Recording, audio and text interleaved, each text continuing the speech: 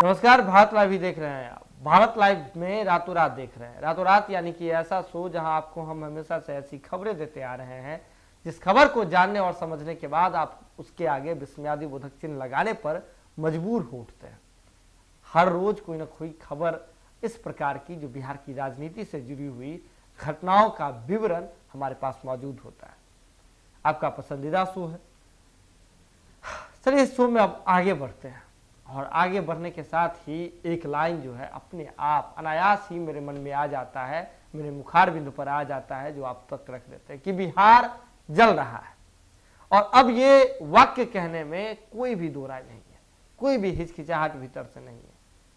ये बात इसलिए भी अब सटीक हो जाती है कि आपको याद होगा कि होली का दिन, जिस दिन पूरा देश रंग में डूबा हुआ था, तरह तरह के रंग लगे हुए थे, चेहरे से लेकर के पांव तक लोग रंग में डूबे हुए थे, अलग अलग रंग में डूबे हुए थे। वहीं कुछ ऐसे भी रंग थे जिस रंग को पहने अच्छा नहीं लग रहा था वो चार मासूम। हम बात कर रहे हैं मधुबनी जिले के बेनीपट्टी में जो नरसंहार की घटना हुई। एक ही परिवार के चार जो सदस्य हैं उनकी गोली मार के हत्या कर दी जाती है, जिसके बाद प्रशासन मौन रहता है। अभी तक उस पर कार्रवाई की बात हो रही है, लेकिन क्या हुआ है ये आपको पूरा अपडेट भारत लाइव ने आपको दिखाया है। ऋतुराज वाला मामला याद होगा, रुपेश सिंह वाला मामला याद होगा आपको, उसमें क्या कार्रवाई हुई या किस तरह से कार्रवाई हुई ये भी आपको याद होगा। चलिए वो पुरानी बात छोड़ देते हैं, हम करंट की बात करते हैं। अभी उस चिता की आग, जो नरसंहार वाली जो आग थी, वो ठंडी भी नहीं हुई थी कि कटिहार में तेजस्वी यादव के करीबी, बिहार के नेता प्रतिपक्ष तेजस्वी यादव हैं, उनके करीबी व्यक्ति की गोली मार करके हत्या कर दी जाती है घर के ठीक बाहर। और अपराधी ताबड़तोड़ फायरिंग करते हैं और इस बर्बरता से मारते हैं कि बुजुर्ग कह उठते हैं कि कटिहार के इतिहास में इस प्रकार की घटना ना हमने देखी है, ना हमने कभी सुना है कि किसी एक व्यक्ति के जिस्म में 27 गोलियां उतार दी गई हो। किस प्रकार की दुश्मनी है जी, किस प्रकार से अपराधियों का मनोबल बढ़ा हुआ है। एक और जहां पुलिस प्रशासन को टाइट रखने की बात कर रहे हैं नीतीश कुमार, समीक्षा बैठक करते हुए नजर आए थे, पुलिस मुख्यालय विजिट करते हुए नजर आए थे, कहते अपराधी बख्शा नहीं जाएगा, जीरो टॉलरेंस की नीति पर काम करने की बात कहते हैं नीतीश कुमार, C³ पर काम करने की बात करते हैं नीतीश कुमार, C3 पर काम करने की बात करते हैं। तो अभी क्या है, कहाँ गया वो नीतीश कुमार की जीरो टॉलरेंस की नीति। खैर अब बताएंगे आपको कि जहां बिहार जल रहा है वहीं RCP सिंह जो जदयू के राष्ट्रीय अध्यक्ष हैं, चुनाव की तैयारी में मशगूल है जी। अब ये बात हम कैसे कहते हैं इस पर भी आएंगे, लेकिन आपको एक बार याद दिला दें कि बिहार के मुख्यमंत्री नीतीश कुमार जी ने इन दोनों घटनाओं पर जो आपराधिक घटनाएं हुई है इसे मानने तक के लिए तैयार नहीं है। मानने के लिए तैयार इसलिए भी नहीं है क्योंकि ट्विटर अकाउंट पर जहां वो तमाम बातें लिखते रहते हैं, बिहार के मुख्यमंत्री नीतीश कुमार जी ने होली की शुभकामना के बाद और जो कुछ बैठक कर रहे हैं, विकास का कार्य दिखाने में उस काम में लगे हुए हैं, इस परिवार के लिए एक ट्वीट तक नहीं किया गया उनसे, उन पर जवाब देना तो दूर की बात है। यही हाल जदयू के तमाम लगभग नेताओं का है। RCP सिंह भी चुनावी तैयारी में मशगूल है जी। बताएंगे कि अभी RCP सिंह ने जो अपडेट किया है अपने अकाउंट्स पे, ट्विटर अकाउंट्स पे, अखबार की सुर्खियां लगाई है अपने फेसबुक अकाउंट पर, उस अखबार की सुर्खियों में RCP सिंह द्वारा कहे हुए बड़े बड़े शब्द हैं। और ये RCP सिंह द्वारा कहे हुए शब्द कौन से हैं हम आपको बताते हैं। दरअसल RCP सिंह अभी जो कर रहे हैं उससे रिलेटेड उन्होंने अखबार को भेजा था, प्रेस विज्ञप्ति जारी की गई थी, वही शब्द छपे हैं, RCP सिंह अपने सोशल मीडिया पर लगा रहे हैं। लेकिन बिहार में इस प्रकार की जो घटना बढ़ रही है, आपराधिक वारदात बढ़ रहे हैं, एक व्यक्ति के जिसमें 27 गोलियां उतार दी जाती है, उस पर बिल्कुल चुप है RCP सिंह हो चाहे बिहार के मुख्यमंत्री सुशासन बाबू नीतीश कुमार हो, बिल्कुल चुप है। फिलहाल RCP सिंह क्या कर रहे हैं इस बात की जानकारी हम चाहेंगे कि सनी आपको दे। सनी जी, बिहार में एक चुनाव खत्म नहीं होता है और सभी पार्टियां दूसरे चुनाव की तैयारी में लग जाती हैं, तो कहीं ना कहीं उनका ध्यान जनता के ऊपर से, जनता के मूल समस्याओं के ऊपर से हट जाता है और पूरा ध्यान उनका केंद्रित है सिर्फ और सिर्फ चुनाव। जैसा आपने कहा कि बिहार जल रहा है, ये बहुत ही अमानवीय घटना है जो हुई है, इस पर कार्रवाई सख्त होनी चाहिए और मुख्यमंत्री को भी चाहिए कि सामने आकर इस पर तथ्य रखे, अपना विचार प्रकट करे और बाकी जो कार्रवाई होगी तो बिहार की जनता देखेगी। और RCP सिंह होली के पहले दिल्ली से वापस आते हैं, उसके बाद प्रखंड अध्यक्षों का बैठक करते हैं जी, प्रशिक्षण शिविर लगाते हैं। 26 और 27 को लगाया गया था। फिर एक अगला दूसरा चरण जी 3 और 4 का दिया गया था, जिसमें जेडीयू के द्वारा किए गए सारे कार्य, नीतीश कुमार के द्वारा किए गए सभी कार्यों का उल्लेख करते हैं, बताते हैं कि किस तरह से जनता के पास अपने कार्यों, अपने योजनाओं को पहुंचाना है, बताना है कि सरकार द्वारा ये योजना चलाई जा रही है। जी, अब देखिए आरसीपी सिंह भले ही अपने कार्यकर्ताओं को वाक्य कौशल, मीडिया मैनेजमेंट, पुलिस व्यवस्था, पुलिस प्रशासन और इस तमाम मुद्दे की नीतीश कुमार के विकास कार्यों को घर घर तक कैसे पहुंचाना है, ये बात प्रखंड अध्यक्षों को ट्रेनिंग देते हैं। और प्रखंड अध्यक्ष को जब ट्रेनिंग देते हैं तो सीधे तौर पर समझ जाइए पंचायत चुनाव की तैयारी में मशगूल है।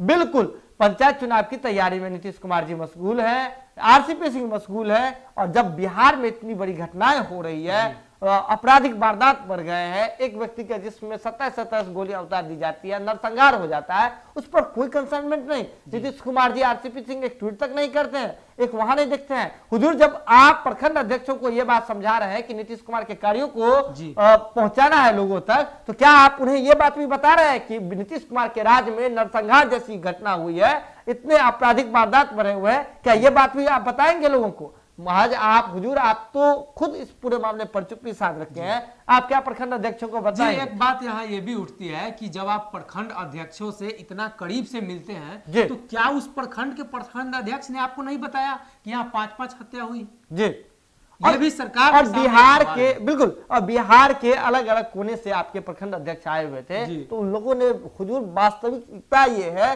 वो लोगों ने जरूर रखा होगा। अगर नहीं, लोगों को जी सारी बात की पूरी जानकारी है जी। और उनके क्षेत्र में सभी प्रखंड में जो जिस तरह से शराब का क्या काला कारोबार हो रहा है, शराब की कैसे तस्करी हो रही है, आपराधिक वारदात किस तरह से बढ़े हुए हैं, इस बात की जानकारी जरूर दी होगी आपको। और अगर नहीं दी होगी तो प्रखंड अध्यक्ष महोदय, सभी लोग ध्यान से सुन लें, आप सभी लोग जनता को सिर्फ बेवकूफ बना रहे हैं। जनप्रतिनिधि हैं आप, आपका ये दायित्व है कि आप अपने सीनियर्स को, आप अपने सेंट्रल में जो आपकी सरकार है उन तक आप अपनी बात रखें कि आपके क्षेत्र विशेष में इस प्रकार की घटनाएं हो रही है। अगर आपने रखा है इस बात को, तब तो ये बिल्कुल जिम्मेदारी है बिहार के मुख्यमंत्री नीतीश कुमार की और आरसीपी सिंह की और जदयू के तमाम अधिकारियों की। क्या इस मामले पर उन्होंने चुप्पी तोड़ी है? बिल्कुल नहीं। इस मामले पर आप मौन हो जाते हैं, आप मानने के लिए तैयार नहीं होते हैं कि बिहार में अपराध का स्तर बढ़ रहा है, और अब जब बात होती है तो गोल मटोल करके जवाब देके चले जाते हैं। नीरज कुमार आपके प्रवक्ता थे, बहुत बोलते थे, कहाँ गए?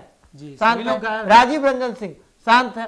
सब अपने अपने राजनीतिक फायदे के लिए थे, लेकिन जब बिहार की जनताओं का क्या, जो इस पूरी घटनाओं का भुक्तभोगी बन रहे हैं, हर जगह जो क्राइम का रेट बढ़ा हुआ है, तो कहीं ना कहीं समाज की बहु बेटियां हो रही है।